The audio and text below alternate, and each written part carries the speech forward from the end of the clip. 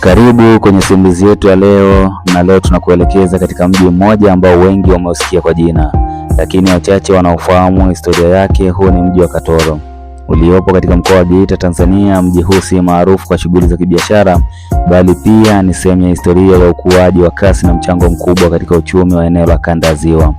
Katoro upo katika wilaya ya Geita, kando ya barabara kuu inayounganisha Geita na Chato. Kutokana na nafasi yake nzuri ya kijiografia, umekuwa kituo muhimu cha usafiri na biashara. Kila siku magari makubwa na madogo hupita hapa yakisafirisha bidhaa kutoka sehemu mbalimbali za Tanzania.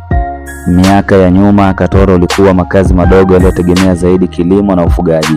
Wananchi walilima mazao kama mahindi, mpunga, mihogo, pamba, alizeti, na kadri idadi ya watu ilivyoongezeka na biashara kukua, eneo hili lilianza kubadilika na kuwa ukuaji wa mkoa wa Geita, hasa baada ya kuimarika kwa shughuli za uchimbaji wa dhahabu uliipa Katoro fursa mpya za kiuchumi. Ingawa migodi mikubwa haipo katikati ya mji huu, biashara nyingi zinazohusiana na madini, usafirishaji, vifaa vya ujenzi na huduma mbalimbali zimechangia sana maendeleo.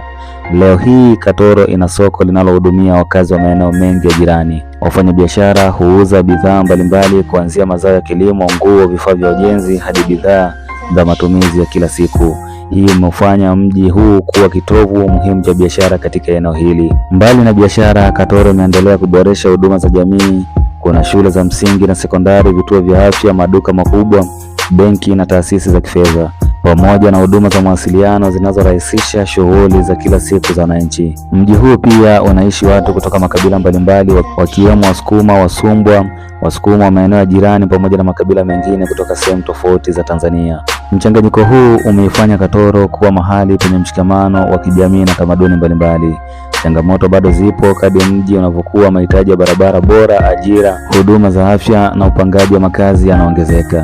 Hata hivyo, wananchi na viongozi wameendelea kushirikiana kuhakikisha Katoro inaendelea kuwa mji wenye maendeleo endelevu.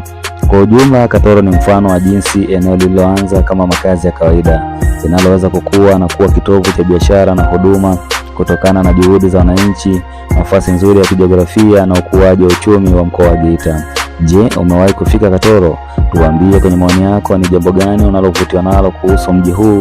Usisahau kupenda video hii, kuisambaza kwa marafiki zako na kujiunga na chaneli yetu Mbantu Media kwa simulizi nyingine za kweli kuhusu miji, makabila na historia ya Tanzania. Mimi ni David Kiluzia, Singida Icon. Karibu Ebeneza Home Shopping Center, mahali sahihi kwa bidhaa bora za nyumbani, ofisini, shuleni na hotelini kwa bei nafuu na ubora unaoaminika. Tunapatikana na bidhaa mbalimbali zikiwemo makanyagio, yani doormats, table mats, mazulia na carpet za aina zote, mapazia ya nyumbani na ofisini, bomba za pazia, pazia za Uturuki, bed cover na foronya, taulo za aina zote, neti za umbu za aina zote, picha za mapambo ya ndani, lamps na fireplace za kisasa, stendi za viatu, meza za kupigia pasi, marashi ya ndani, toilet lampshade seti, mishumaa ya mapambo, empty box, asali mbichi halisi isiyochanganywa na kitu chochote, na bidhaa nyingine nyingi kwa ajili ya kupamba na kuifanya nyumba yako iwe ya kisasa na yenye mvuto. Huduma zetu zinapatikana pia kwa nyumba binafsi, mahoteli, shule, ofisini, taasisi mbalimbali. Tunapatikana manispaa ya Kahama, mtaa wa Kariakoo, ghorofa John Hango.